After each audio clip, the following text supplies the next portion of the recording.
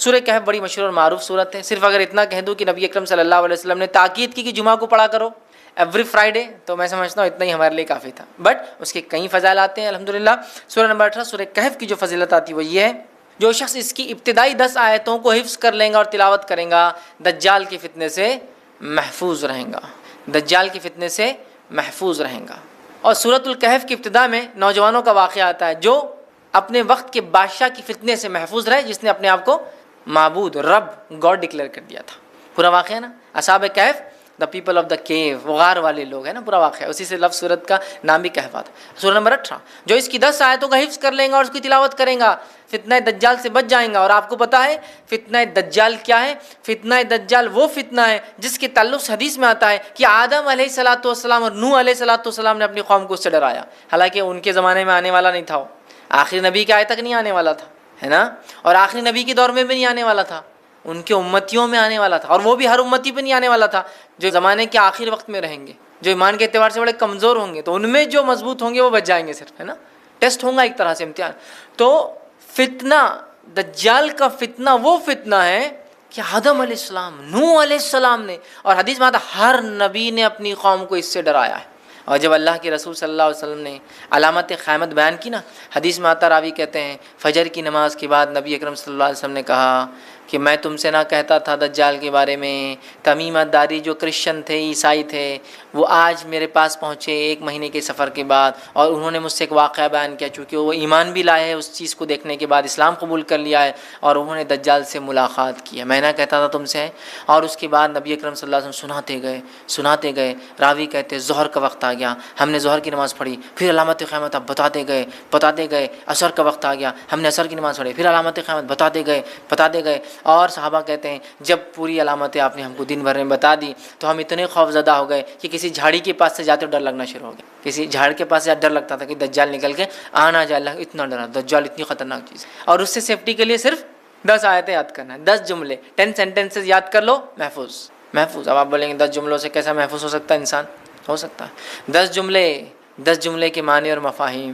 ابھی تو میں کہہ رہا ہوں نا، قیامت تک قرآن اپنے عجیب و غریب معجزے دکھاتا رہے گا. قرآن دیکھیے، ہر نبی کو اللہ نے قوم کے پاس بھیجا، قوم ایمان بغیر معجزے کے نہیں لائی، میریکل کے. تو اللہ تعالیٰ نے اب چونکہ نبی نہیں بھیجیں گا تو ایک ایسا معجزہ میریکل قرآن بھیج دیا ہے جو ہر دور میں اپنے آپ کو معجزہ ثابت کر کے رہیں گا، ہر ایج میں ثابت کریں گا. نبی اکرم صلی اللہ علیہ وسلم کے زمانے میں عربی اور لغت کا ایج تھا، شاعری کا ایج تھا، قرآن نے ثابت کیا. اس کے بعد کے زمانوں میں فلسفوں کو لوگوں نے آگے کیا، قرآن نے ثابت کیا. آج سائنس اور ٹیکنالوجی قرآن ثابت کرتا ہے، کل کوئی اور دور ہوگا قرآن وہاں بھی اپنے آپ کو ثابت کرتا ہے. تو اس کی 10 آیتیں سورۃ الکہف کی، صحیح مسلم کی روایت ہے. ابو درداء رضی اللہ عنہ فرماتے اور کہتے ہیں رسول اکرم صلی اللہ علیہ وسلم فرمایا، جس نے سورہ کہف کی پہلی 10 آیتیں یاد کر لی وہ فتنے دجال سے محفوظ کر لیا گیا. یاد کرو، سمجھو اس کو، اس کے معنی مفہوم پہ غور کرو، فتنے دجال سے انشاءاللہ ہم بچ جائیں گے. ٹھیک ہے. اسی طرح جو ہے سورہ کہف کی آخری 10 آیت تلاوت کرنے والا فتنے دجال سے محفوظ رہیں گا. پہلی 10 آیتیں یاد کرنے والا، آخری 10 آیتیں تلاوت کرنے والا محفوظ رہیں گا. یاد بھی کر لے، یاد کرنا ہے تو مسئلہ نہیں. اور کچھ علماء لکھتے ہیں ہو سکتا ہے دونوں سے فائدہ، واللہ عالم. چونکہ طبرانی کی روایت میں الفاظ اس طرح سے، ابو سعید خدری رضی اللہ عنہ راوی وہ کہتے ہیں رسول اللہ صلی اللہ علیہ وسلم فرمایا، جس نے سورۃ الکہف کو اس طرح پڑھی جس طرح نازل ہوئی تو وہ اس کے لیے قیامت کے روز نور ہوں گی. مکہ سے لے کر جس جگہ وہ رہتا وہاں تک کے لیے نور، انڈیا سے وہاں پڑھے تو وہاں تک اتنا بڑا نور رہے گا، جس جگہ سے مکہ تک اتنا بڑا نور اس کے لیے ثابت ہوگا. اور جس نے سورہ کہف کی آخری 10 آیتیں پڑھی فتنے دجال سے، اس سے کوئی نقصان نہیں پہنچے گا. تو 10 آیتیں یاد کر لی تو بھی بچ گیا، آخری 10 آیتیں پڑھ لی تو بھی بچ گیا. ٹھیک ہے. اور میں بھی ہو سکتا دونوں بھی اس کا معنی ہو کہ پہلی بھی پڑھ لے، 10 بھی بعد کی بھی پڑھ لے، انشاءاللہ انسان محفوظ ہے. اسی طرح جمعہ کی روز سورہ کہف کی تلاوت کرنے والے کے لیے 2 جمعوں کے درمیان ایک روشن نور ہوتا ہے. 2 جمعے کے درمیان روشن نور ہوتا ہے. یہ حاکم اور بیہقی کی روایت ہے، یاد رکھیں. اسی طرح جو ہے سورہ کہف کے بعد سورہ السلام علیکم. سورہ کہف جو ہے اس کو پڑھنے کی کیا فضیلت ہے؟ بھائی نے سوال کیا کہ سورہ کہف کی کیا فضیلت ہے. دیکھیے سورہ کہف کو اگر انسان جمعے کے دن پڑھے تو اس جمعہ سے لے کر اگلے جمعہ تک سورہ کہف ایک نور جیسا اس کے لیے رہتا ہے. دوسری فضیلت ہے سورہ کہف کی ابتدائی 10 آیتیں جو یاد کر لے وہ دجال کے فتنے سے محفوظ رہیں گا.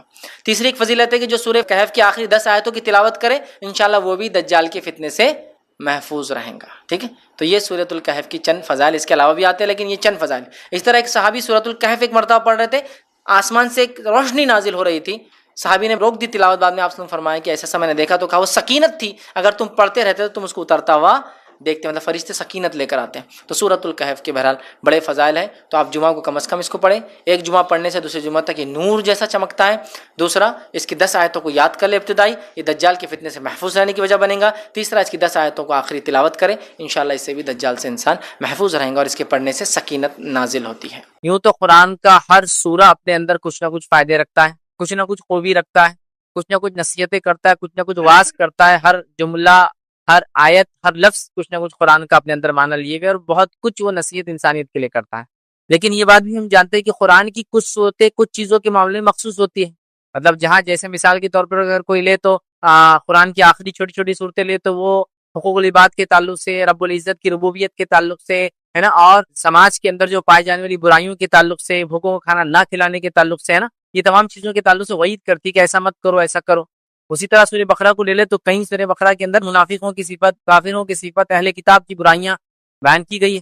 تو ہر سورہ اپنے اندر کچھ نہ کچھ خصوصیتیں لیے ہوئے ہوتا ہے، تو ہر سورے میں خصوصیت، لیکن بعض صورتوں کی بعض معاملوں میں، بعض موضوعوں میں، بعض ٹاپک میں زیادہ خصوصیت ہے۔ تو سورۃ الکہف کا معاملہ فتنوں کے معاملے میں اس کی خصوصیت ہے، اور یہ بات میں اس لیے کہہ رہا ہوں، کسی مسلم کی روایت ہے، نبی اکرم صلی اللہ علیہ وسلم فرماتے ہیں کہ سورۃ الکہف کے تعلق سے، اور روایت کے الفاظ یوں ہیں، جو یاد کرے سورہ کہف کی اول 10 آیتیں، وہ دجال کی فتنے سے بچ جاتا ہے۔ مطلب سورۃ الکہف کی پہلی 10 آیتیں جو یاد کر لے، وہ فتنہ دجال سے بچ جاتا ہے۔ تو اس سورت کی خصوصیت یہ ہے کہ فتنے سے حفاظت کے لیے یہ سورت یاد رکھیے، اس کی خصوصیت ہے، اسپیشلٹی ہے، سمجھ رہا۔ اور دجال کیسا فتنہ، میں سمجھتا ہوں مجھے کسی کو بھی ایکسپلین کرنے کی، سمجھانے کی ضرورت نہیں ہے۔ یہ ایک ایسا عظیم فتنہ ہے کہ نوح علیہ السلام نے، آپ صلی اللہ علیہ وسلم فرماتے ہیں، اپنی قوم کو اس سے ڈرایا، حالانکہ وہ آنے والا نہیں ہے ان کے بعد، وہ آنے والا ہے آخری نبی کی امت کے اوپر، نبی اکرم صلی اللہ علیہ وسلم کے بعد، ہے نا۔ لیکن ڈرا رہے کون؟ وقت کے سب سے پہلے رسول ڈرا رہے ہیں، کس کو ڈرا رہے ہیں؟ اپنی قوم کو، دجال سے۔ تو دجال ایسا بڑا فتنہ ہے کہ اس سے پہلے ایسا کوئی فتنہ ہوا نا، اس کے بعد کوئی فتنہ ہوا اتنا بڑا، یہ فتنوں میں سب سے بڑا فتنہ ہے۔ تو جب اس فتنے سے یہ سورت پڑھنے سے کفایت کر جاتی ہے، حفاظت کر لیتی ہے، کافی ہو جاتی ہے، تو باقی دیگر تو چھوٹے چھوٹے یہ سمجھ رہے ہیں بات۔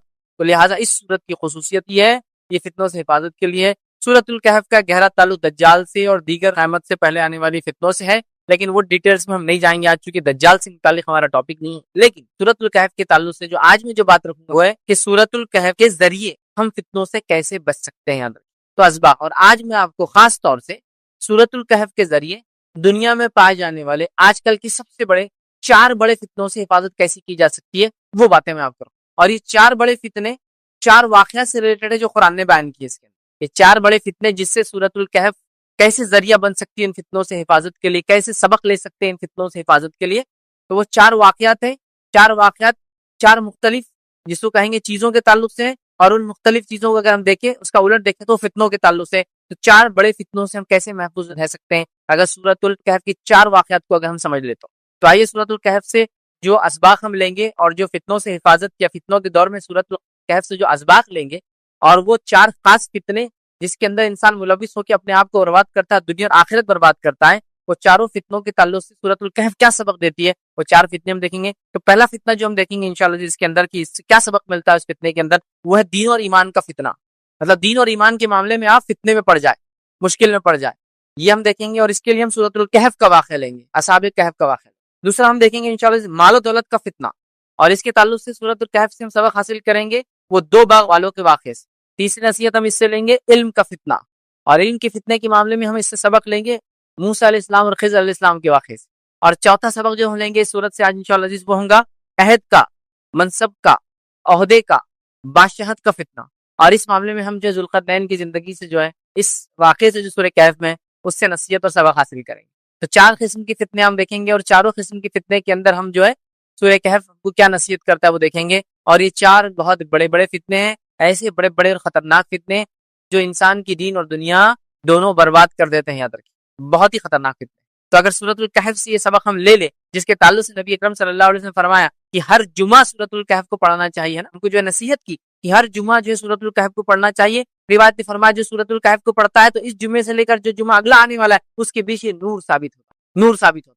سورۃ الکہف کی تلاوت ایک صحابی کر رہے ہیں اور ان کا جانور بدک رہا ہے، ہنہنا رہا ہے، تو انہیں ڈر لگ رہا ہے کہیں وہ زیادہ بدکے اور ہنہنائے، بڑا ہوتا ہے نا، ڈر جاتا ہے۔ آپ گھبرا کے جلدی سے اپنا تلاوت ختم کرتے ہیں، آسمان کی طرف دیکھتے ہیں تو ایک बादल है। नबी अकरम सल्लल्लाहु अलैहि वसल्लम मजलिस में जाके खिदमत जाके बताते हैं वाकया, तो आपने फरमाया वो सकीनत थी। सूरतुल कहफ नूर है, दो जुमा के बीच में।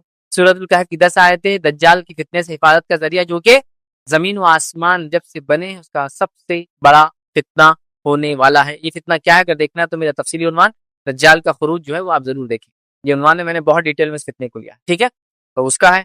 इसी तरह सूरतुल कहफ की 10 आयतें दज्जाल के फितने से हिफाजत है, तो पता चला ये सूरत की खुसूसियत है, सबसे बड़े फितने और फितनों से इंसान इससे बच सकता है अगर इस सूरत को पढ़े, उसको समझे। तो चलिए आइए, जो मैं 4 टॉपिक्स आपके सामने रखूंगा, जो 4 फितने रखूंगा और सूरतुल कहफ कैसे उसमें सबक देती रखूंगा, इस चारों के अंदर इंशाल्लाह जिसमें 3-3 पॉइंट्स आपके सामने रखूंगा और 3-3 पॉइंट्स में एक्सप्लेन करने की कोशिश करूंगा कि ये फितने में सूरतुल कहफ से ये 3 सबक मिले हैं और ये फितने में सूरतुल कहफ से ये 3 सबक मिलेंगे। तो हर फितने को लेंगे और उससे सूरतुल कहफ से 3 सबक लेंगे। लेकिन ये बात मैं वजाहत कर दूं और पहले बता दूं, ये 3 असबाक ही इससे या ये 4 सबक ही सूरत से नहीं मिलते, कई कई सबक है भाई इस सूरत के अंदर। तो मैंने सेलेक्टिवली 4 वाकयात को चुना और 4 फितनों का रद मैं या इससे सबक या नसीहत में बता रहा हूँ। लेकिन कुरान की सूरतों को आप पढ़ते चले जाइए।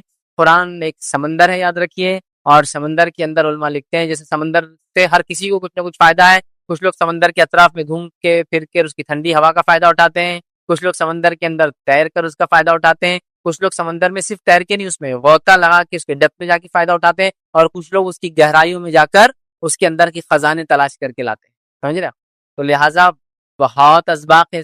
मैंने कहा ना, हर आयत और हर लफ्ज एक सबक लिए हुए, बट उतना टाइम तो हमारे पास नहीं है कि हम पूरों को देखें। तो हम मोटे मोटे 4 असबाक, 4 फितनों में नसीहत हासिल करें। और मैंने जैसा कहा, ऐसे 4 बड़े फितने हैं जो दीन और दुनिया को बर्बाद करने के लिए काफी। ईमान का फितना, कोई ईमान में फितने में पड़ जाए तो दुनिया और आखिरत खराब। इसी तरह हम देखते हैं माल और दौलत का फितना, जिसने अक्सरियत को हमको जो बर्बाद कर रखा है। तीसरा हम देखें इल्म का फितना, जिसने हमको कभी कभार तकब्बुर में डाल दिया है।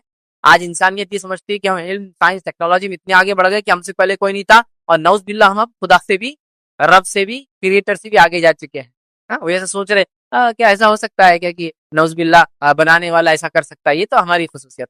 इसी तरह हम देखेंगे अहदे मनसबी और जो है बादशाहत का, जिसको हम कहेंगे मतलब लीडरशिप अगर आपको मिल जाती है, अहदा मिल जाता है, तो फितने में इंसान पड़ जाता है। अपनी दुनिया खराब करता है लोगों के हक मार के, जुल्म करके, और अपनी आखिरत खराब करता है, चूंकि उसके अमल बर्बाद हो जाते हैं जब लोगों का हक मारता है और उन पर जुल्म करता है। चलिए आइए, हर फितने के अंदर 3-3 नुकात रखूंगा। पहला देखेंगे हम दीन और ईमान का फितना। इस मामले में सूरतुल कहफ क्या सबक देती है?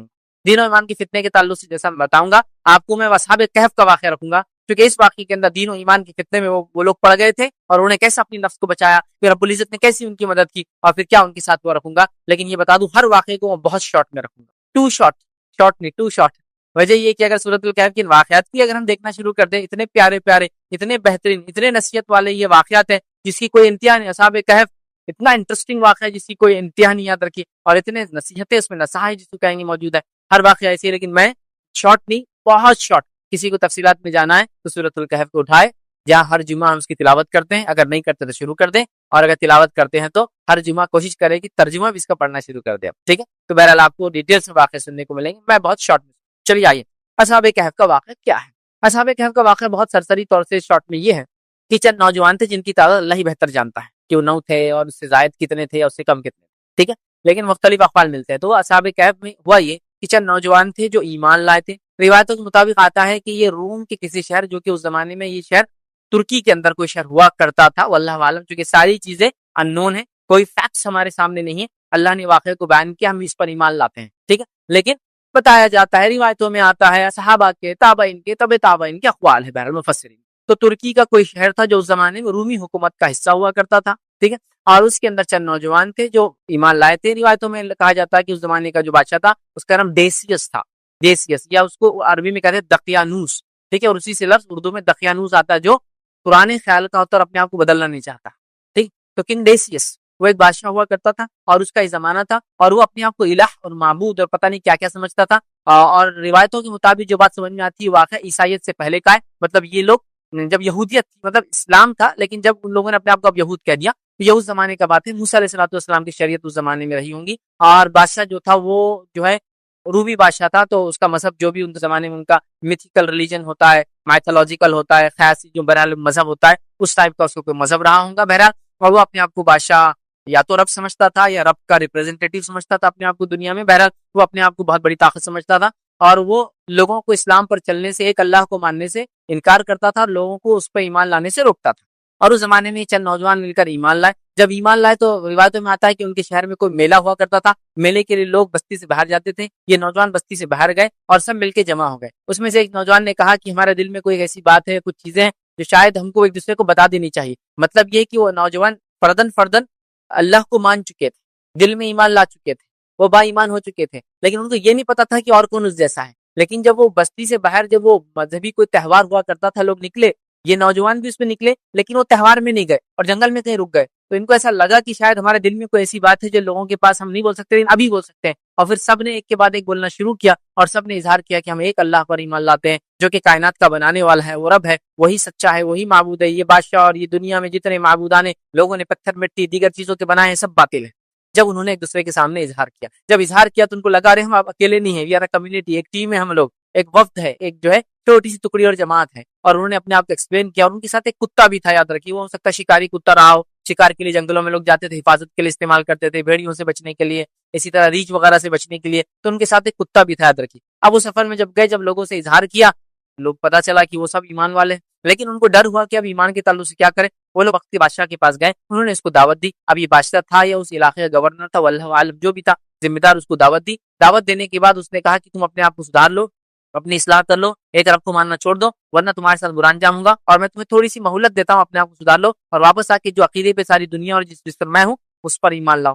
اب یہ نوجوان وہاں سے نکلے، تھوڑا جو مہلت ملی تھی، انہوں نے مہلت کو غنیمت جانا اور سوچا بستی سے ہم نکل جاتے ہیں. اور بستی سے نکل کر یہ دور چلے گئے. جنگل میں جانے کے بعد سوچا کیا کرے، وقت کا بادشاہ تو یہ کرے گا، نہیں مانے تو مار دیں گا. پھر یہ تو ہم کو غنیمت مہلت ملی، رب العزت نے دے دی کہ اس نے یہ کہا کہ تم اپنے آپ کو سدھار لو، ون چانس، ایک چانس میں تم کو دیتا ہوں. جو کہ نوجوان تھے. کچھ لوگوں نے لکھا کہ ان کو اس لیے نہیں مارا گیا، ورنہ عام آدمی ہوتے تو مار دیے جاتے. یہ سرداروں کے بیٹے تھے، لیڈرز کے بچے تھے، مطلب جیسا کہ کنگ کے پاس جو وزیر وغیرہ، واللہ عالم، بہرحال اس نے نہیں مارا، ایک مہلت دی. یہ لوگ بستی سے نکلے. اب سوچا کیا کریں گے، اور سوچا کہ چلو گفا میں جا کے بیٹھ جاتے ہیں. ایک گفا دیکھی، گفا میں جا کے بیٹھ گئے. اور بیٹھنے کے بعد اللہ رب العزت نے کہا کہ اللہ رب العزت نے ان کے کان بند کر دیے اور ان پر نیند طاری ہو گئی. اور اس کے بعد وہ سو گئے، لیکن کھلی آنکھ کے ساتھ سوئے. کھلی آنکھ کے ساتھ سوئے مطلب اللہ نے ان کے دین و ایمان کو بچانا سوچا، اور بچانے کا یہی طریقہ تھا کہ اس زمانے کو گزرنے دیا جائے. اور اس زمانے کے لوگوں کا عقیدہ یہ بھی تھا کہ دوبارہ تو انسان اٹھنے والے نہیں ہے، یاد رکھیے. لہٰذا ان کو سلا دیا گیا، اور سلایا ایسا گیا کہ ان کا کتا جو ہے چوکھٹ پہ بیٹھا تھا، مطلب باہر بیٹھا تھا گفا کے، ایسا بیٹھا جیسے شکاری کتے بیٹھتے ہیں. اور یہ لوگ جو اندر سوئے تھے تو پلٹتے بھی تھے، سورج نکلتا اور ڈوبتا بھی تھا. اور یہ لوگ الٹ پلٹ بھی ہوتے تھے، ایک جیسے نہیں سوتے تھے کہ زمین کھا جائے. کروٹیں لینا جس کو کہتے ہیں وہ لیتے تھے. اور خصوصیت یہ تھی کہ ان کی آنکھیں کھلی تھی، یہ آنکھیں بند کر کے نہیں سوئے تھے، آنکھیں کھلی تھی. اس لیے قرآن نے کہا کہ اللہ نے ان کے کانوں پر پردہ ڈال دیا تھا، سن نہیں پاتے تھے کچھ، آنکھیں کھلی تھی کہ اگر دیکھنے والا آ کر دیکھے تو اللہ نے ان کے اندر ایک ہیبت ڈال دی تھی. ہیبت سمجھتے آپ، خوف ڈال دیا تھا، ڈر ڈال دیا تھا کہ لوگ ان کو دیکھتے اگر غلطی سے آ بھی گئے پر ہو جاتے تھے، اور کسی کو بتا بھی نہیں پاتے تھے کیا دیکھا، کہاں دیکھا، کیا دیکھا. مطلب اللہ نے حفاظت کی. اور کتے کے تعلق سے علماء لکھتے ہیں اس کو بھی ایسا رکھا کہ وہ بھی جاگتا رہتا تھا، مطلب وہ بھی سویا ہوا تھا، لیکن وہ بھی ایسا ہوتا کہ ایک آنکھ کھلی رکھ کے بیٹھا رہتا، پھر وہ ایک آنکھ بند ہوتی دوسری کھل جاتی. مطلب وہ سو رہے تھے، کانوں پہ پردہ تھا، لیکن لوگوں کو دکھتا تھا وہ جاگ رہے ہیں. کتا بھی ایسا تھا کہ ایک آنکھ کھلی رکھتا، دوسری بند کرتا، دوسری کھلی، آٹومیٹک سسٹم چلتا تھا. اور ہیبت اللہ نے ان کے دلوں میں ڈال دی تھی تاکہ کوئی لوگ آتے تو وہاں سے بھاگ جاتے تھے. یہ سوئے رہے اور سوئے رہے، لمبا زمانہ سوتے رہے. ایک زمانے کے بعد اٹھے، اٹھنے کے بعد ایک دوسرے سے پوچھا کتنا سوئے. کسی نے کہا دن یا دن کا کوئی ایک حصہ سوئے ہوں گے، چلو نکلتے ہیں. سب نے مل کر کہا دیکھو خاموشی سے نکلو یہاں سے، یہ پیسے لو، کچھ پیسے ان کے پاس تھے، تو جا کے کھانے پینے کا سامان لے کے آؤ شہر سے. ایک کو طے کیا کہ تم جاؤں گے، وہ آدمی نے پیسے لیا اور بہت چھپتے چھپاتے شہر کے پاس پہنچا. جب شہر کے پاس پہنچا ہے تو دیکھتا ہے کہ شہر میں تو ایسا کچھ بھی نہیں ہے جو اسے چھوڑ کر گیا تھا. اس کو لگتا ہے وہ پاگل ہو گیا، دیوانہ ہو گیا، یا وہ خواب دیکھ رہا ہے دن کے اندر. اب آپ کچھ سوچیے کوئی سو گیا. اور روایتوں میں آتا ہے عبداللہ بن عباس رضی اللہ عنہ اور دیگر لوگوں کے قول ہے کہ وہ شاید 309 سال سوئے تھے، 309 ایئرس، سمجھ رہا. تو 309 سال سوئے تھے، واللہ اعلم، پھر بھی ہم نہیں جانتے. تو 309 سال سوئے تھے. اب آپ سوچیے کہ سمجھ لیجیے آج سے 300 سال پہلے کا اورنگ آباد شہر، اس کے بعد کوئی سو کے اٹھ کے آج آ رہا. اب ایڈوانسمنٹ آج سمجھ رہے نا، 300 سال پہلے کا تو اورنگزیب کا زمانہ ہے، تو شہر بن رہا ہے اورنگ آباد، ہاں، اور آج اٹھ کے آ رہا. تو کیا مطلب کیا تبدیلی دیکھیں گے اس کے اندر. تو اب 300 سال ہو گئے، اس کو لگا یہ دیوانہ ہو گیا، آدمی پاگل ہو گیا، اس کو خواب دکھ رہے دن میں، چیزیں بدل گئی، حالات بدل گئے، گھر بدل گئے، عمارتیں بدل گئی، لباس بدل گیا، رہن سہن بدل گیا، دکانیں بدل گئی. پھر بھی چھپتے چھپاتے دکان میں گیا، سکہ نکال کے بولتا ہے کھانے کو کچھ دو. دکاندار نے سکہ لے کے دیکھا، دوسروں کو بلایا، ادھر یہ کیا سکہ، یہ سمجھ نہیں آ رہا کہاں سے لا لی انہوں نے. تو ان کو لگا ان کو کوئی خزانہ ملا، تو یہ کیا کر رہا ہے، ایڈیے سے خزانے میں سے جا کے لا رہے اس نے کیا کیا، بات ہوئی اور بات ذمہ داروں تک گئی، بات وقت کے بادشاہ تک گئی، اور وقت کا بادشاہ بتایا تھا تھیوڈوس اس کا نام تھا، لیکن وہ اسلام قبول کر چکا تھا، وہ مسلم تھا، واللہ عالم۔ بہرحال وہاں جاتے ہیں، وقت کے بادشاہ کو بتاتے ہیں، وقت کا بادشاہ کہتا ہے کہ یہ کہاں سے ملے، پھر وہ لڑکا بتاتا ہے کہ ایسا ایک گفا ہے، وہاں میرے اور بھی دوست ہیں، ہم لوگ ایسے سوئے تھے، سو کر جب اٹھے تو یہ حال ہے۔ لوگوں میں یہ بات مشہور تھی کہ چند نوجوان ایمان لائے تھے آج سے کچھ 100 سال پہلے، لیکن ان کو کبھی نہیں ملے کاغوں میں، مشہور تھے واقعات، اور بالکل وہ سکے لے کے آئے، اسی وقت کے بادشاہ کے سکے لے کے آئے، وہی نوجوان تھے، تعداد وہی تھی، لوگوں نے دیکھا، ان کے ساتھ ایک کتا تھا، اس گفا کے پاس بادشاہ بھی گیا، شہر کے لوگ گئے، دیکھا کرا، اور بہرحال اس کے بعد ان کو دیکھنے کے بعد ملاقات کے بعد اللہ رب العزت نے ان سب کو موت دے دی، کیونکہ اللہ کو صرف بتانا تھا کہ اللہ جیسا پہلی بار پیدا کرتا دوبارہ پھر اٹھائیں گے، اور وہ نوجوان بہرحال وہاں انتقال کر جاتے ہیں، اور اس کے بعد پھر ان میں اختلاف ہوا کہ اس گفا کے پاس مسجد بنائی جائے، عبادت گاہ بنائی جائے، لیکن کوئی پسندیدہ عمل نہیں تھا، لیکن انہوں نے اختلاف کیا آپس میں کہ بنانا چاہیے، یہ کوئی صحیح چیز نہیں ہے، لیکن کیا انہوں نے، بہرحال قرآن نے کہا کہ مسجد تعمیر کی جائے، عبادت گاہ بنائی جائے، اس طرح کی ڈسپیوٹ ہوئے اور ان کا معاملہ پھر ختم ہوا۔ تو اللہ نے اس کے ذریعے یہی بتا دیا کہ ہم جس طرح پہلی بار تم کو پیدا کرتے دوبارہ پھر اٹھائیں گے، جیسا اصحاب کہف کو سلانے کے بعد اٹھایا، اسی طرح ان لوگوں کا جو کہتے ہیں عیسیٰ علیہ السلام آسمان میں کیا کر رہے ہوں گے، واللہ عالم، جو بھی کر رہے ہوں گے، اصحاب کہف بھی تو 300 سال سو کے اٹھے نا، اللہ نے پھر ان کو لا لیا، تو عیسیٰ علیہ السلام بھی گئے ہیں کس حالت میں، واللہ عالم، پھر آئیں گے قیامت سے پہلے، اور ہم ہر انسان جس طرح سے زندہ ہے مرنے کے بعد پھر اٹھنے والا ہے، یہ اصحاب کہف کا ایک سبق تھا بہرحال، لیکن ہم جو دیکھ رہے ہیں اصحاب کہف سے یہاں دین اور ایمان کا فتنہ، ہم یہاں سے یہ پوائنٹ صرف لینے والے ہیں۔ یہ تھا پورا واقعہ، بہت مختصر، بہت شارٹ میں۔ چلیے اس واقعے میں جو چیزیں ہم نے سیکھی، جو بہت اہم میرا نقطہ تھا، اور وہ تھا دین و ایمان کے فتنے میں اصحاب کہف نے کیسے گائیڈ کیا ہم لوگوں کو۔ پہلی چیز یاد رکھی وہ یہ تھی توحید کو تھامنا، ان نوجوانوں نے جو سب سے پہلا کام کیا وہ توحید کو تھاما۔ توحید سمجھتے نا، ایک اللہ کو ماننے کو، ایسا جم گئے اس کو توحید پر، سب سے پہلا کام نوجوانوں نے کیا، توحید کو تھاما۔ تو میں گزارش کروں گا اصحاب کہف نے جس طرح سے ایمان لانے کے بعد توحید کو تھام لیا، ہم تمام لوگ بھی توحید کو تھام لیں۔ جس کو توحید مل گئی اس کو دنیا مل گئی، اس کو آخرت مل گئی، جس کو توحید نہیں ملی اس کی دنیا برباد ہوگی، اس کی آخرت برباد ہوگی۔ میری باتوں کو کان کھول کر سب سن لیں، توحید سب سے اہم چیز ہے، یاد رکھیے، اس کے علاوہ کچھ نہیں۔ توحید کی نعمت، توحید کی دولت، توحید سے بڑی کوئی چیز دنیا میں نہیں، یاد رکھیے۔ ایک اللہ کو ماننا، اسی کی عبادت کرنا، اس کے اسماء و صفات پر ایمان لانا، ٹھیک ہے، اور اسی کو رب اپنا تسلیم کرنا، یہ سب سے بڑی دولت ہے اگر کسی کو ملی ہے، توحید کی ملی۔ توحید اصحاب کہف سے جو پہلا واقعہ دین اور ایمان کے فتنے سے بچنے کا ہمیں سیکھنے کو ملتا ہے، توحید کو لازم جانے، توحید کو وہ کرے، اور ہم دیکھتے ہیں دنیا کی چکا چوند انسان کو توحید سے دور کر دیتی، دنیا کی رنگینیاں، سائنس، ٹیکنالوجی، مال، دولت، عورت، نشہ، رشوت، برائی، گندگی، یہ تمام چیزیں انسان کو توحید سے دور کرتی ہے، یہ جگمگاہٹ بولتے ہیں، انسان کو اس طرف لپکتی ہے۔ لیکن غور سے سنیے، یہ تو ابھی سادی سیدھی ہے، ابھی تو دجال آنا باقی ہے۔ تو اگر اس چکا چوند میں آ کر ہم اگر توحید کو چھوڑ دیتے آج، تو کل جب دجال آئیں گے تو کیا ہماری حیثیت رہیں گے، کیا اوقات اور کیا بساط رہیں گی، غور کیجیے، کیونکہ وہ تو سب سے بڑا فتنہ زمین و آسمان کے بیچ میں جو اللہ نے پیدا کیا جاتا ہے۔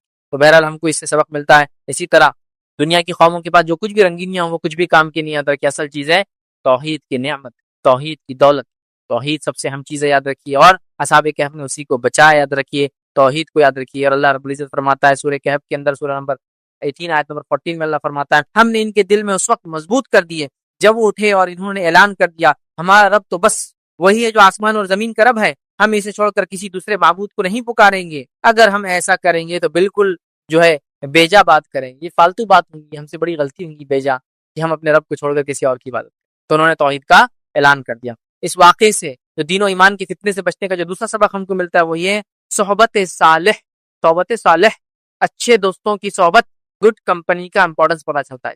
پہلے وہ نوجوان اکیلے اکیلے تھے اور ڈرے ہوئے، پھر وہ بستی سے نکلے وہ میلے میں جانے کے لیے، اور پھر بستی سے الگ ہو گئے چونکہ ان کو شرک کے میلے میں جانا نہیں تھا۔ جب وہ الگ ہو گئے تو ایک جگہ آ گئے، جب ایک جگہ آئے تو لوگوں نے کچھ نے کہا کہ کچھ نہ کچھ تو بات ہے جس کی وجہ سے ہم سب یہاں جمع ہوئے، چلو میں اپنی دل کی بات پہلے رکھتا ہوں کہ میں اس لیے یہاں آیا ہوں کہ میں ان کو رب نہیں مانتا ہوں۔ پھر دوسرے نے کہا، پھر تیسرے نے کہا، پھر سب نے کہا، اور پھر ایک گروپ بن گیا، اور انہیں ہمت آ گئی، اتنی ہمت آ گئی کہ وہ وقت کے بادشاہ کے پاس دعوت دینے چلے گئے۔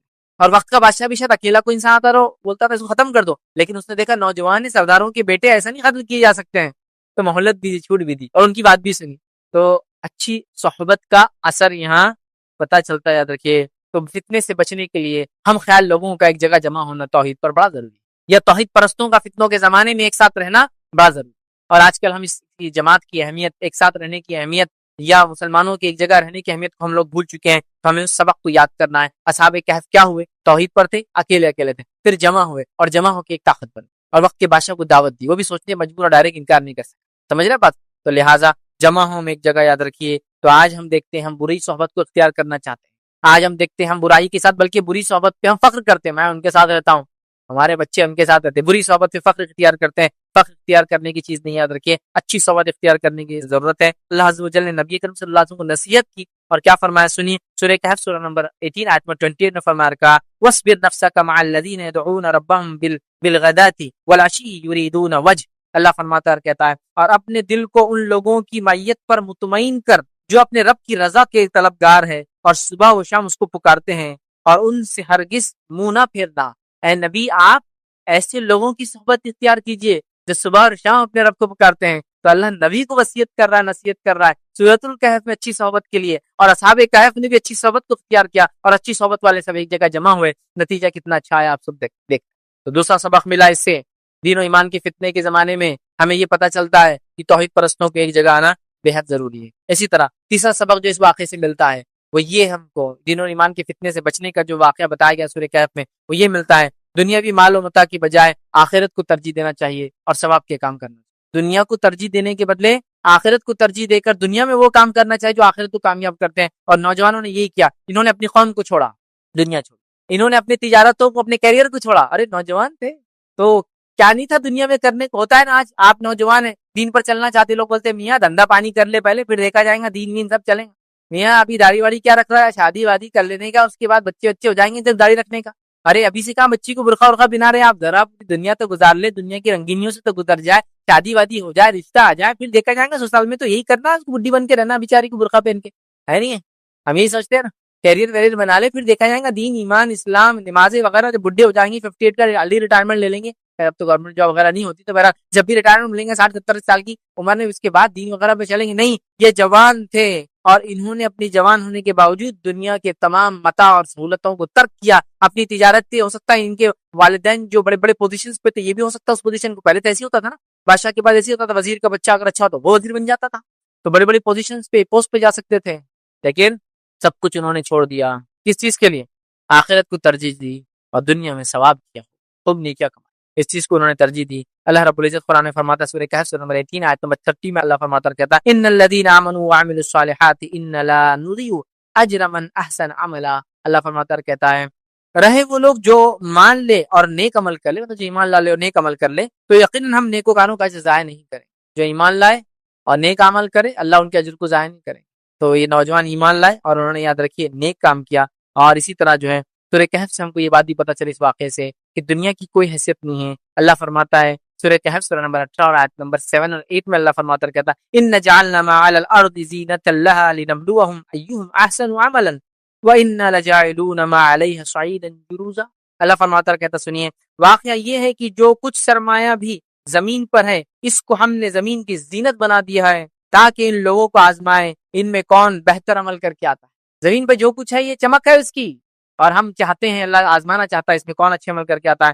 آخر کار اس سب کو ہم ہی چٹیل میدان بنا دینے والے، اور ایک زمانہ آئے گا اللہ ان تمام چیزوں کو دنیا کی چٹیل میدان بنا دے گا. یہ سونا، یہ چاندی، یہ بنگلے، یہ گھر، دولت، محلات، جائیداد، کیا کیا سائنس ٹیکنالوجی، یہ وہ سب برباد ہو جائے، چٹیل میدان کر دیں گے اللہ.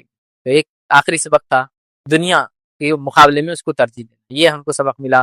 تو ہم دین و ایمان کے فتنے میں نہ پڑے بلکہ دین و ایمان کو اپنا ساتھی بنائیں اور اس پر عمل کریں. تو سورہ کہف کا جو پہلا سبق دین و ایمان کے فتنے میں ہم کیسی نصیحت حاصل کریں، یہ نصیحتیں ہم کو ملتی ہے کہ ہم جو ہے دین و ایمان کو ترجیح دیں. ہمیں یہ نصیحت ملتی ہے کہ ہم جو ہے سب سے پہلی چیز توحید کی نعمت کو سمجھیں، دوسرا اچھی صحبت کو اختیار کریں، اور تیسرا جو ہے دنیا کے مقابلے میں آخرت کو ترجیح دیں. آگے بڑھتے ہیں. دوسرا جو فتنہ دنیا کا بڑا فتنہ، اور اس میں سورہ کہف ہماری کیسی رہنمائی کرتا ہے، وہ ہے مال و دولت کا فتنہ. مال مطلب پیسہ، دولت مطلب زمین و جائیداد. ویسے مال اور دولت بھی ہاں بس اردو میں دولت بھی پیسے کو بولتے ہیں، لیکن اگر ان کو دونوں کو فرق کرو، دولت کہتے ہیں اسٹیٹ کو، حکومت کو، زمین اور جائیداد کو، اور مال کہتے ہیں کیش کرنسی کو. تو مال اور دولت ہے نا، تو دولت کا معنی ہوتا ہے اسٹیٹ. ٹھیک، تو کسی کی دولت فلاں دولت تھی اور یہ ان کی دولت ہے، حکومت ہے، گورننس ہے، اس کو بولتے ہیں. تو مال اور دولت کا فتنہ، زمین اور پیسے، زمین جائیداد یا پیسے اور زمین جائیداد کا فتنہ. اور آج میں سمجھتا ہوں اس فتنے سے ہم میں سے کوئی بھی نہیں بچا ہے، بلکہ اللہ کے رسول صلی اللہ علیہ وسلم نے فرمایا پچھلی امتوں کا فتنہ عورتوں سے شروع ہوا تھا، میری امت کا فتنہ مال ہے. امت محمدیہ کا فتنہ کیا ہے؟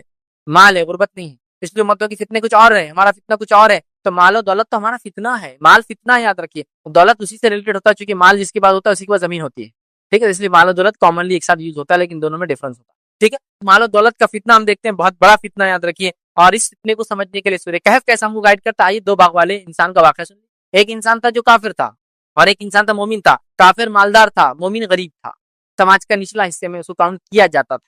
یہ دونوں کا ایک واقعہ قرآن نے بیان کیا. میں بہت شارٹ میں اس واقعے کو رکھتا ہوں, پھر آگے ہم اس سے نصیحتیں لیں گے. واقعہ یوں ہے کہ ایک انسان تھا, اس کے 2 باغ تھے. باغ کیسے تھے, اس کے باغ کی کیفیت بھی اللہ رب العزت نے بیان کی. 2 باغ ہے, ایک ادھر اور ایک ادھر باغ ہے, اور باغ کے بیچ میں نہر بہ رہی, اور باغ کے بیچ کے اندر دونوں طرف کھجوروں کے جھاڑ ہے, اور بیچ میں انگوروں کا باغ ہے, اور اس کے بیچ میں ہر چیز لگی ہوئی ہے, اور بیچ میں سے بالکل عین باغ کے بیچ میں سے نہر جاتی ہے, اور اس کے بیچ میں چھوٹی چھوٹی نہریں اس نے لے رکھی ہے, اور آرام سے اس کا باغ چلتا ہے. اور مطلب وہ مالدار انسان ہے, اس کے پاس پھل بھی ہے, روپیہ بھی ہے, پیسہ بھی ہے, اور دولت ہے, مطلب جائیداد بھی ہے اس کی. یہ ایسا, یہ ایک دن اپنے باغ کی طرف چلتا ہے اس غریب مسلمان کے ساتھ, یا غریب ایمان والے کے ساتھ, اور یہ چونکہ اسٹیٹس والا ہے اور وہ بیچارہ کمتر ہے, اور چلتے چلتے 3 باتیں کہتا ہے. پہلی چیز کہتا ہے کہ مجھے لگتا ہے میرا باغ تو کبھی ختم ہی نہیں ہوگا. دوسرا کہتا ہے کہ میں دوبارہ اٹھائے نہیں جاؤں گا, آخرت کا انکاری ہے, مرنے کے بعد کی زندگی نہیں مانتا ہے کہ میں دوبارہ نہیں اٹھاؤں جاؤں گا, میرے کو ڈاؤٹ ہے اس میں ایسا ہو سکتا ہے. اور تیسری بات کہتا ہے اگر اٹھایا بھی گیا تو جیسا یہاں اسٹیٹس والے لوگوں میں ہوں وہاں بھی اسٹیٹس والوں میں رہوں گا, تمہارے جیسے لوگوں کے ساتھ نہیں رہوں گا. پتا جیسا یہاں جو کچھ ملا ہے جنت, جنت مطلب باغ کا کیا, باغ جیسا ملا ہے, تو اگر دوبارہ اٹھایا گیا بھی, پہلے تو مانتا نہیں ہوں میں, لیکن اگر اٹھایا گیا بھی تو مجھے ایکسپیکٹڈ ہے کہ میرے ساتھ اچھا ہی سلوک ہوگا جیسا دنیا میں ہوا ہے. 3 باتوں کا دعویٰ کرتا. اب دوسرا آدمی بولتا ہے کہ کسی بات کرتے ہو, اللہ رب العزت نے تم کو پیدا کیا اور تم اس طرح سے رب العزت کا انکار کرتے ہو, اور وہ اس کو نصیحت کرتا, واز کرتا ہے کہ آخرت پر ایمان لاؤ اور یہ کرو, اللہ ہم کو پیدا کرنے والا, اللہ ہمارا رب ہے, لیکن وہ اس بات کو نہیں مانتا ہے. اور ایک دن جب اپنے باغ میں پہنچتا ہے تو اس کا باغ پورا کا پورا برباد ہو جاتا ہے, ختم ہو جاتا ہے, اور کچھ بھی نہیں بچتا. تو مالدار انکار کرنے والا, اور غریب مسلمان ایمان والا. مالدار انکاری اور غریب آستوان ایمان رکھنے والا. تو یہ دونوں کا ایک مکالمہ ہے, اور اس سے ہم کو کیا نصیحتیں ملتی ہے. مختصر واقعہ تو میں آپ کو سنا چکا ہوں. اس کی مالداری نے اس کو تکبر کبر کی طرف لے گیا, اس کی مالداری نے شاید اس کو کفر کی طرف لے گیا, اس کی مالداری نے اس کو جو ہے ایسی باتوں کی طرف لے گیا کہ شاید یہ دنیا کبھی ختم, مطلب میرا باغ کبھی ختم نہیں ہوگا, اور میں کبھی دوبارہ اٹھا نہیں جاؤں گا, اور اٹھایا گیا بھی تو عزت والے اکرام والے لوگوں کے ساتھ میرا جیسا یہاں معاملہ ہے ویسا وہاں ہوں گا. رب العزت نے اس کے باغ کو برباد کر دیا, اس کے مال و دولت اور اس کا سرمایہ پورا کا پورا برباد ہو گیا. تو مال و دولت کے فتنے میں ہم سب پھنسے ہیں, ہم سب پھنسے ہیں نا. جاہ اور جلال, مال و دولت کیا کیا پرابلمس لاتی ہے آپ اندازہ نہیں کر سکتے. کتنی ساری برائیاں صرف مال و دولت کے ساتھ. یہ مت سمجھیے کہ اسلام مال و دولت کو برا بولتا ہے, نہیں. مال و دولت بہت اچھی نعمت ہے اللہ کی بھائی, لیکن اس کا استعمال اچھا یا برا ہوتا ہے. تو ہم کیا کرتے ہیں اس کو دیکھنا چاہیے. لیکن اکثر دیکھا گیا مال و دولت نے انسانی برائیاں لائی. سب سے پہلے انبیاء کا انکار کرنے والے کون تھے لوگ؟ قرآن کا مطالعہ کیجیے. جو اس قوم اور بستی کے مالدار اور اثر والے لوگ تھے, پوزیشن والے لوگ تھے, سب سے پہلے انکار کیا انہوں نے ایمان. اور ایمان لانے والوں میں سب سے پہلی جماعت کون سی ہوا کرتی؟ غریب لوگوں کی, غلاموں کی, اور سماج میں جو نچلے طبقے تھے وہ سب سے پہلے ایمان. تو میں نے اس لیے کہا کہ مال و دولت کبھی کبھار بہت بگاڑ لاتی, بہت بگاڑ لاتی, یہاں تک کہ دین و ایمان کا بگاڑ. تو مال و دولت کی فتنے سے ہمیشہ پناہ مانگنا چاہیے. مال و دولت حلال روزی کی دعا ہمیشہ کرتے رہنا چاہیے. خوب حلال مال کمانا چاہیے, اسے زکات دینا چاہیے, صدقات اور خیرات کرنا چاہیے, لیکن مال کی فتنے سے ہمیشہ پناہ مانگنا چاہیے. تو آئیے سورہ کہف کی اس واقعے سے مال و دولت کے کیسے فتنے سے کیا نصیحتیں ملتی, کیا اسباق ملتے ہیں, وہ آپ کے سامنے رکھتا. آئیے, جب اللہ آپ کو دوسروں سے زیادہ نوازے, دوسروں کو کمتر اور حقیر نہیں سمجھنا چاہیے. پہلا نصیحت کیا ملتی ہے؟ اس مالدار انسان کو جو اللہ کا انکار کرتا تھا, آخرت کا انکار کرتا تھا, اللہ نے مال و دولت زیادہ دیا تھا, اس نے اپنے آپ کو تکبر کیا اور اس آدمی کو کیا سمجھا؟ چھوٹا سمجھا. کیا بولا تھا اس نے؟ اگر اٹھایا بھی گیا تو جیسا یہاں ویسا رکھا جاؤں گا, تحقیر نہیں سمجھنا. تو سب سے پہلی نصیحت ہے, جب اللہ دوسروں سے زیادہ آپ کو مال و دولت دے تو کسی کو حقیر نہیں سمجھنا. مال و دولت اللہ کی ایک سمپل ایک نعمت. مسلمانوں میں تو ایک کہاوت مشہور ہے, پیسہ ہاتھ کا میل مانتے ہیں. آیا اور گیا, دیکھیے ہاتھ پہ کتنا بھی میل لگے, کتنا بھی میل لگے گا, اتنا ڈھیروں میل لگے, کالے ہاتھ ہو گئے میں, صرف پانی کے نیچے ہاتھ ڈال کے یوں کرنا شروع کرو, تب بہ کے چلا جاتا. پسینہ آ جائے ہاتھ میں, میل نکل کے چلا جاتا, پھر ہاتھ جیسے کوئی اچھے ہو جاتے ہیں نا. تو میل بھائی آتا اور چلے جاتا. یہ اتنا بے وفا ہے کہ کسی کے پاس ٹکا نہیں آج تک. ادھر سے ادھر ایسا چھلانگے مارتا, ٹرانسفر ہوتا. کبھی کبھار دیکھی کی لائف میں آپ کسی کی بادشاہت تو اس کی فقیری بھی دیکھ لیں. میں مثالیں دینا نہیں چاہتا ہوں, وقت نہیں اتنی مثالوں. بہت بے وفا, لیکن یہ وہ خطرناک دوست ہے جس کو لوگ بناتے ہیں, جو سب سے زیادہ برباد کرتا ہے ہمارا ایمان اور عقیدہ اور تکبر, بڑائی اور کیا کیا یہ برائی لاتا. میرے پاس وقت نہیں بولنے کے, بہت برائی لاتا ہے نا. سب سے پہلا کام, میرے پاس مال و دولت ہے, کبھی دوسروں کو حقیر نہیں سمجھا. یہ مالدار انسان نے جو اللہ کا انکار کر رہا تھا, آخرت کا انکار کر رہا تھا, اس نے سمجھا مال و دولت سب کچھ ہے, اور ایک ایمان والے کو حقیر سمجھا. آج یہاں پاس یہ بہت ہو گیا نا, جس کے پاس مال و دولت ہے وہ غریب مسلمانوں کو حقیر سمجھتے ہیں, ان کے ساتھ بیٹھنا کھانا, ان کی دعوتوں کو قبول کرنا اس کے برا سمجھتے ہیں. رسک کبھی مت لیجیے, کیونکہ مال ایسا ہاتھ چھوڑ کے جاتا ہے, اتنا بے وفا ہوتا ہے, آپ امیجن, آپ سوچ بھی نہیں سکتے. اگر کسی نے زندگی میں دیکھا ہو تو وہ سمجھ سکتا ہے کتنا بے وفا ہو. कैसे चला जाता है. आपने खूब माल कमाया, जायदाद ली, गवर्नमेंट ने बोला जायदाद पे स्टे, यहाँ कुछ नहीं बन सकता, ये फला जोन हो गया, ये पार्क बन गया, ये जू बन गया. क्या करते देखो कैसा परेशान हो जाता. आपने माल कमाया, तिजारत लगाई, आग लग गई आपके बिजनेस में अचानक एक दिन. आग लगने के बाद क्या हुआ, पूरा बिजनेस जल गया, चले गया ना माल. कैसा छोड़ा ना. कभी कोई सोच सकता है ताजिर जिसका अरबों खरबों है, उसका तिजारत में वो है, और अचानक आपने माल और दौलत जानवरों की शक्ल में खूब बड़ा की, फार्म हाउसेस से, और ये, और अचानक बीमारी और पूरे जानवर मर के चले. कैसा तुम दूसरे दिन कैसा होता ना आदमी. आपने इन्वेस्टमेंट किया बहुत जबरदस्त कंपनी में, ऐसी कंपनी जो टॉप में जा रही थी दुनिया के अंदर, और अचानक कल कोलैप्स आ गया. क्या हो जाता है, आज का करोड़पति कल का भिखारी हो जाता है. एक ऐसा, ये बहुत खतरनाक साथी है, ऐसा साथ छोड़ता है चुटकी में. तो बहरहाल, तो किसी भी इंसान को कमतर मत समझिए अगर मेरे पास माल दौलत. समझिए आप बात. कभी भी ये तकब्बुर मत आने दीजिए. अल्लाह की नेमत है, जब अल्लाह चाहता देता है, जब चाहे छीन लेता है. तो जैसे बाग वाला नवाजा था अल्लाह ताला ने, है ना, पहले इंसान को उसने क्या किया याद रखिए. नवाजने के बाद उसने गलत सलत बातें कही, इनकार किया अल्लाह का, और उसको हकीर समझा दूसरे मुसलमान को. इसी तरह जो है आज लोग सारी जिंदगी कमाई के लिए कोशिश करते याद रखिए, और अपना एक स्टैंडर्ड मेंटेन करते हैं, और स्टैंडर्ड को मेंटेन करने के बाद ये समझते हैं कि इसके अलावा जो लोग रहते हैं वो हकीर है, वो कमतर है, वो कमजोर है, वो बेकार है, वो नाखिस है, बल्कि कभी कभार तो रिश्ता रखने के लायक नहीं होते. अरे यार मैं तो बहुत मालदार हो गया लेकिन मैं बहुत डिप्रेस हूँ. क्यों, मेरे रिश्ता इतने गरीब है यार. मेरे अब्बा को देखो इतने गरीब, मेरे अम्मा को देखो इतने गरीब, मेरे भाइयों को देखो, मेरा पूरा स्टेटस डाउन हो जा रहा. क्या करूँ अब, तोड़ दे सबसे रिश्ता, तोड़ दिया. ना गाँव जाता अपने, ना माँ बाप को देखता, ना भाइयों को, इसलिए कि यार कैसे इतने गरीब भाई बहन कैसे हो सकते हैं मेरे. कभी नहीं होना चाहिए. ठीक है, तो अपना स्टैंडर्ड मेंटेन मत कीजिए, किसी को हकीर मत समझिए स्टैंडर्ड के चक्कर. ठीक. अल्लाह रब्बुल इज्जत ने सूरह कहफ सूरह नंबर 18 आयत नंबर 34 में क्या कहा सुनिए. वकान लहू समरुन फकाल लिसाहिबिही वहुवा युहाविरुहु अना अक्सरु मिनका मालन व अज़्ज़ु नफरा. उसने क्या बोला मालूम, देखिए सुनिए. अल्लाह ने फरमाया एक दिन वो अपने हमसाये से बात करते हुए बोला मैं तुझसे ज्यादा मालदार हूँ. वो गरीब मुसलमान को देखिए क्या बोला, मैं तुझसे ज्यादा मालदार हूँ और तुझसे ज्यादा ताकत रखता हूं, या तुझसे ज्यादा मालदार. अब ये काफिर, और क्या करा दूसरे को, मैं तुझको अपने आप से माल में कम समझता हूँ, और मैं तुझसे ज्यादा मालदार हूँ, और मेरी ताकत भी तुझसे ज्यादा है. तकब्बुर किया उसने. कभी भी अपनी मालदारी का तकब्बुर नहीं दिखाना. हालांकि इसका अकीदा भी दुरुस्त नहीं था, वो काफिर भी था. दूसरा सबक जो हमको मिलता है माल और दौलत के फितने से बचने का, इस वाक़े के अंदर, इस दो बाग वाले के वाक़े के अंदर इतना माल और दौलत था उसके पास, क्या मिलता है. कोई आपको हकीर समझे तो आप एहसास कमतरी में मत मुब्तला होइए, बल्कि आपके पास जो नेमत तौहीद अल्लाह ने दी थी उसका शुक्र बजा लाइए. जब कोई आपको हकीर समझे, जैसा वो बाग वाले ने, दो बाग वाले ने इस दूसरे मुसलमान को, गरीब मुसलमान को हकीर समझा, तो ये एहसास कमतरी में नहीं पड़ा.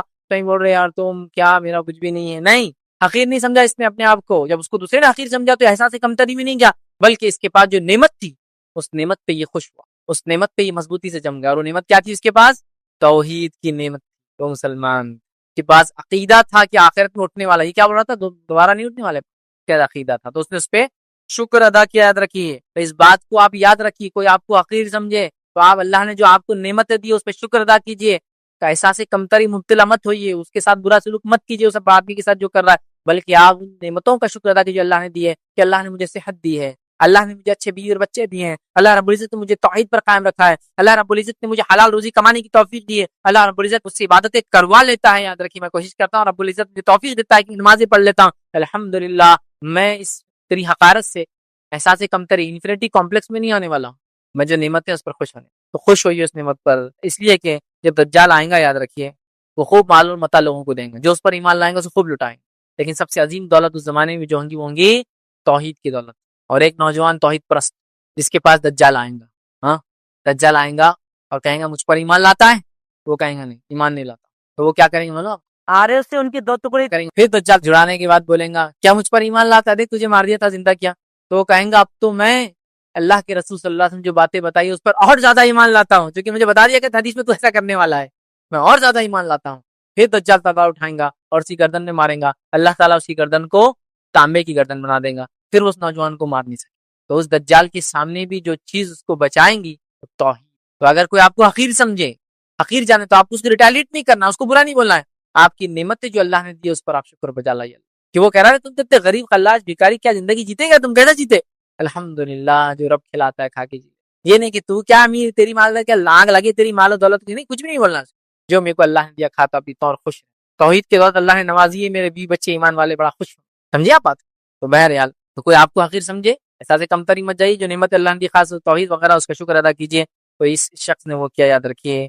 और अल्लाह रब्बुल इज्जत क्या फरमाता सूरह कहफ सूरह नंबर 18 आयत नंबर 37-38 में अल्लाह ने क्या फरमाया सुनिए. قال له صاحبه وهو يحاوره أكفرت بالذي خلقك من تراب ثم من نطفة ثم سواك رجلا لیکنہ اللہ ربی ولا اشرک بربی احدا. اللہ فرماتا کہتا ہے اس کے ہمسائے نے گفتگو کرتے اس سے کہا کیا تو کفر کرتا ہے؟ تو اس نے کیا کہا؟ میں سمجھتا ہوں بات کبھی ختم نہیں ہوں گا اور میں دوبارہ اٹھا نہیں جاؤں گا. تو وہ جو مسلمان تھا غریب، وہ کیا جواب دیتا ہے؟ وہ کہتا ہے کیا تو کفر کرتا ہے اس ذات سے جس نے تجھے مٹی سے پیدا کیا، پھر نطفے سے پیدا کیا اور تجھے ایک پورا آدمی بنا کر کھڑا کیا؟ رہا میں تو میرا تو وہی اللہ ہے اور میں اس کے ساتھ کسی کو شریک نہیں کرتا. دیکھیں شکر ادا کیا اس نے کیا بولا؟ میں تو غریب پاتا ہوں، میرے پاس تو طاقت بھی زیادہ ہے، میری تو مال بھی زیادہ ہے، میں یہ سوچتا ہوں کہ دوبارہ نہیں اٹھوں گا، میرا کھیت کبھی ختم نہیں ہوں گا، اور میں اٹھا بھی دوبارہ تو تم جیسے لوگوں کے سامنے رہوں گا، جیسے یہاں عزت میں تھا وہاں بھی عزت میں رہوں گا. تو یہ آدمی جواب میں احساس سے کمتر بھی نہیں آتا ہے، یہ کہتا ہے کہ تو کیسے اللہ کا انکار کر سکتا ہے جبکہ اس نے پیدا کیا اور میں سب کسی کو شریک نہیں کرتا ہوں. اپنی توحید کے اوپر اس نے شکر ادا کیا، توحید پر اس نے شکر ادا کیا. تو آپ بھی ایسا کچھ ہو تو شکر ادا کیجیے توحید کے معاملے میں. اور متکبر مالدار کو اس واقعے میں نصیحت یہ ملتی ہے، یاد رکھیے، وہ یہ ہے کہ اللہ رب العزت فرماتا ہے، سنیے کیا نصیحت ملتی ہے، سورہ کہف سورہ نمبر 18 آیت میں 39 میں فرماتا ہے، کہتا ہے وَلَوْلَا إِذْ دَخَلْتَ جَنَّتَكَ قُلْتَ مَا شَاءَ اللَّهُ لَا قُوَّةَ إِلَّا بِاللَّهِ إِن تَرَانِي أَنَا أَقَلَّ مِنْكَ مَالًا وَوَلَدًا. اللہ فرماتا کہتا ہے کہ اگر آپ متکبر دیکھیں کسی کو جو مال و دولت سے فخر کر رہا ہے تو کیا نصیحت کرے. اللہ فرماتا ہے اور جب تو اپنی جنت میں داخل ہوا تو اس غریب مسلمان نے اس مالدار سے کیا کہا، اور جب تو اپنے باغ جنت میں داخل ہوا تھا تو اس وقت تیری زبان سے یہ کیوں نہیں نکلا؟ کیا کیوں نہیں نکلا؟ ماشاء اللہ، جیسا اللہ نے چاہا، لا قوت الا باللہ، اللہ کے علاوہ کوئی اور طاقت اور قوت نہیں ہے. اگر تو مجھے مال اور اولاد میں اپنے سے کمتر پا رہا ہے، اگر تو مجھے مال اور اولاد میں اپنے سے کمتر پا رہا ہے امیر، تو نے تو کیا کرنا چاہیے تھا؟ اللہ کا اور شکر ادا کر کے یہ کہنا چاہیے تھا، یہ نہیں بولنا تھا بات کبھی ختم نہیں ہوگا، یہ بولنا چاہیے تھا ماشاء اللہ لا قوت الا باللہ، یہ کہنا چاہیے. اس سے پتا چلا کہ مالدار متکبر کو نصیحت کی گئی. کیا نصیحت کی گئی؟ یہ نصیحت ہے کہ وہ شکر ادا کرے جو نعمت اللہ نے دی. تیسری نصیحت کیا ملتی ہے اس واقعے سے ہم لوگوں کو سیکھنے کا؟ سورہ کہف کے اس واقعے سے تیسری نصیحت یہ ہے کہ غرور کا انجام کیا ہوتا ہے؟ زوال نعمت دنیا میں اور آخرت میں آگ کا عذاب.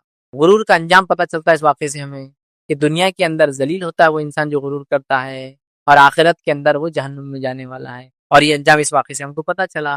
کیا ہوا؟ مغرور انسان جو تکبر کے ساتھ بول رہا ہے میں تیرے سے مال میں زیادہ ہوں، دولت میں زیادہ ہوں، عزت والا ہوں، اور میں سمجھتا ہوں باغ کبھی ختم نہیں ہوں گا، اور میں سمجھتا ہوں آخرت کبھی نہیں قائم ہوگی، میں دوبارہ نہیں اٹھنے والا، اور میں سمجھتا ہوں اٹھا بھی تو اچھا میرا نہ لوں گا. اس کا انجام کیا وہ سن لیجیے. اللہ رب العزت کیا فرماتا ہے قرآن کے اندر، اسی صورت کے اندر سورہ کہف سورہ نمبر 18 آیت 42 میں اللہ نے فرمایا کہا وَوَهِيتَ بِثَمَرِهِ فَأَصْبَحَ يُقَلِّبُ كَفَّيْهِ عَلَى مَا أَنفَقَ فِيهَا وَهِيَ خَاوِيَةٌ عَلَى عُرُوشِهَا وَيَقُولُ يَا لَيْتَنِي لَمْ أُشْرِكْ بِرَبِّي أَحَدًا. اللہ فرماتا ہے اور اس کے سارے پھل گھیر لیے گئے. اب وہ باغ کا حال کیا ہوا جب اس نے تکبر کیا؟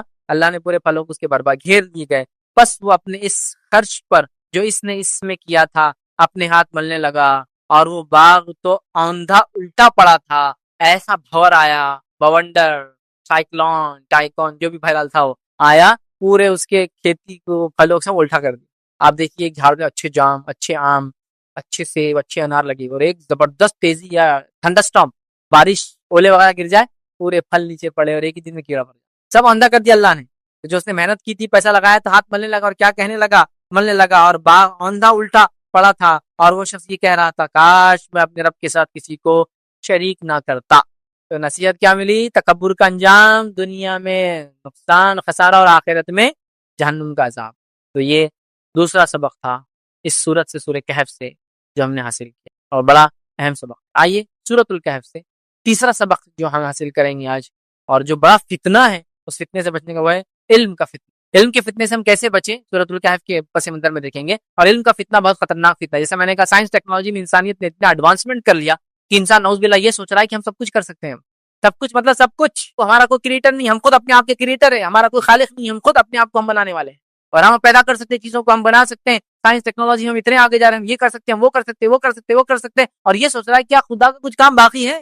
خدا نے بنایا اور اس بستی کو، دنیا کو چھوڑ دیا، اب سب کچھ ہم کرنے والے، بلکہ ہم اور ایڈوانس جا رہے ہیں نعوذ باللہ. یہ سوچ، یہ رہا ایک عام بات.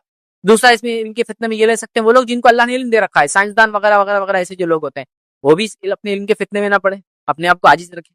ٹھیک. تیسری چیز یہ پتہ چلتی ہے کہ وہ لوگ جو دین کا علم رکھنے کا دعویٰ کرتے ہیں وہ لوگ بھی اس فتنے میں نہ پڑے کہ مجھے اگر دین کا علم ہے یا اللہ نے کچھ مجھے تھوڑا بہت علم دے رکھا ہے تو میں بہت کچھ ہوں. یا ہر قسم کا جس کے پاس علم ہے وہ فتنے میں نہ پڑے اس کے، بلکہ اللہ سے دعا کرے کہ اللہ اس علم کو میرے لیے نفع بخش بنائے، اور میں جو علم رکھتا ہوں اس پر میں بعمل رہوں. سمجھ رہا بات؟ تو لہٰذا علم کا فتنہ بڑا خطرناک فتنہ ہے. اس دور میں فتنہ اتنا بڑھ چکا ہے کہ لوگ ملحد ہو رہے ہیں, اللہ کا انکار کر رہے ہیں اس علم کی وجہ سے, ہے نا. سائنس ٹیکنالوجی میں نے سیکھ لی, اب میں رب کو نہیں مانتا, نعوذ باللہ. تو لوگ انکاری بن رہے ہیں, لوگ علم حاصل کر کے متکبر بن رہے ہیں. سائنسدان متکبر, ڈاکٹر صاحب اتنے متکبر کہ لوگوں سے بات بھی نہیں کرتے, تکبر کی بنیاد پہ. کم بات کرتے ایک الگ بات ہے, مصروفیت کیسے نہیں کرنے لگا, لیکن متکبر, ارے یار چھوٹے موٹے لوگ کیا بات کریں گے, میری بات کیا سمجھ رہا بات, یا میں دینی عالم ہوں, تھوڑا بہت علم ہوں, تھوڑا بہت اچھا تقریر دیتا ہوں, تو میرے میں اتنا تکبر آ گیا کہ میں لوگوں سے نہیں ملتا, لوگوں کو حقیر سمجھتا اپنے آپ سے. تو علم ہے نا, بیس علم کو بناتے. علم بہت بڑا فتنہ اگر اس کا صحیح استعمال نہ ہو. ہمیشہ علم کے فتنے سے اللہ سے پناہ مانگنا چاہیے, علم حاصل کرنا چاہیے, اور کبھی بھی تکبر نہیں کرنا چاہیے جو علم ہمارے پاس ہے. تو آئیے اس کے لیے ہم سورہ کہف سے کیا واقعہ لے سکتے ہیں. موسیٰ علیہ السلام کا واقعہ ہم لیں گے اور اس سے سیکھیں گے کہ ہم کیسے بچ سکتے ہیں اس فتنے سے. موسیٰ علیہ السلام کا واقعہ کیا ہے, بہت مختصر بیان کرتا ہوں. موسیٰ علیہ السلام اور خضر علیہ السلام کا واقعہ ہے. موسیٰ علیہ السلام ایک بار بنی اسرائیل کو خطبہ دے رہے تھے. بنی اسرائیل میں سے کسی نے پوچھا کہ اے موسیٰ, دنیا کے اندر سب سے زیادہ علم والا انسان کون ہے. موسیٰ علیہ السلام کو لگا کہ میں وقت کا برگزیدہ نبی ہوں, اور اولو العزم پیغمبر جو گزرے ہیں یاد رکھیے وہ 5, نوح علیہ السلام, ابراہیم علیہ السلام, موسیٰ علیہ السلام, عیسیٰ علیہ السلام اور محمد صلی اللہ علیہ وسلم. یہ 5 برگزیدہ پیغمبر گزرے. تو موسیٰ علیہ السلام کو لگا کہ میں ہی ہوں گا. تو آپ نے کہہ دیا میں ہوں, میرے پاس سب سے زیادہ علم. اللہ رب العزت نے کہا, کیونکہ اللہ رب العزت یہ چاہتا تھا, حدیث کے اندر الفاظ آتے ہیں کہ جو موسیٰ علیہ السلام سے بھی سوال ہوتا آپ نے کہنا چاہیے تھا اللہ سب سے زیادہ علم والا ہے. تو اللہ نے ان کی پکڑ کی موسیٰ علیہ السلام, یہ اللہ نہ بولتے, موسیٰ نے یہ کہا کہ میں سب سے زیادہ علم والا ہوں. چلو جاؤ موسیٰ, تم کیا کرو, نکلو ایک سفر پر اور جاؤ ہمارے ایک بندے کے پاس جس کو ہم نے علم دے رکھا ہے, دیکھو ذرا, تم نے یہ کہا نا تم کے سب سے زیادہ علم, جاؤ ذرا. موسیٰ علیہ السلام نکلتے ہیں, اور پورا واقعہ بہت لمبا ہے, میں بہت شارٹ میں جا رہا ہوں. ایک مچھلی لے کے نکلتے جو کہ علامت ہوں گی, مچھلی جہاں پانی میں جائیں گی اس کا مطلب وہاں موسیٰ علیہ السلام کو اس شخص سے اللہ ملائیں گا جس سے ملانا چاہتا ہے, اور موسیٰ علیہ السلام کو اس کا جواب ملے گا کہ علم میں جو انہوں نے کہہ دیا میں سب سے زیادہ علم والا. اور موسیٰ علیہ السلام یوشع بن نون جو کہ ابھی صحابی رسول ہے, یہ بعد میں چل کے نبی بنے بنی اسرائیل کے.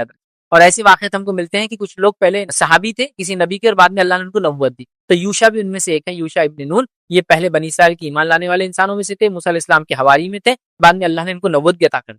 تو یہ سفر پہ نکلے, نوجوان ساتھی تھے ان کے, موسیٰ علیہ السلام اور یہ دونوں سفر پہ نکلے. موسیٰ علیہ السلام نے کہا جب مچھلی چلے جا نکل کے زندہ ہو کے, مطلب وہ مچھلی مری ہوئی تھی لیکن ایک مقام پر اللہ نے حکم دیں گا اس کو زندہ ہوں گی, پانی میں جائیں گی, وہاں اپن ملیں گے. وہ لوگ چلے, کی جگہ سوئے, سو کر اٹھے, مچھلی نکلی اور پانی میں چلے گئی. یوشع ابن نون بھول گئے, موسیٰ علیہ السلام تھوڑی دیر سے اٹھے. موسیٰ علیہ السلام جب اٹھے دونوں سفر پہ نکل کے, ایک دن اور رات گزر گیا. موسیٰ علیہ السلام نے کہا بڑے تھک گئے, کیا ہو گیا, کہا چلو کچھ کھاتے. جب کھانے کے لیے کھولا تو کہا ارے میں بھول گیا, مچھلی تو نکل کر چلے گئی تھی اور شیطان نے مجھے بھلا دیا. موسیٰ علیہ السلام نے کہا کوئی بات نہیں, ہم واپس ریٹرن جائیں گے. ریٹرن گئے, اس مقام پہ پہنچے جہاں مچھلی نے ایک سوراخ کر کے پانی میں گئی تھی, وہاں انتظار کرے, اور وہاں آئے خضر علیہ السلام.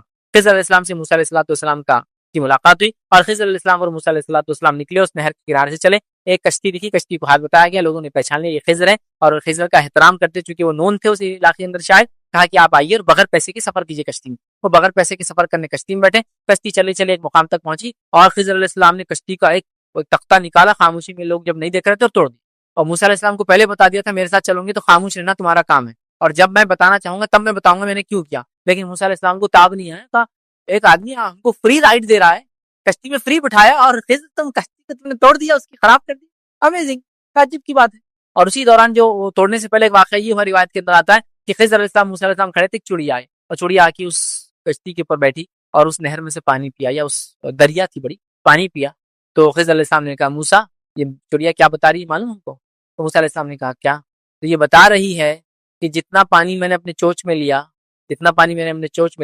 اتنا علم تیرا اور میرا ملا کر اللہ کے علم کے مقابلے میں, اللہ کا علم سمندر جیسا ہے.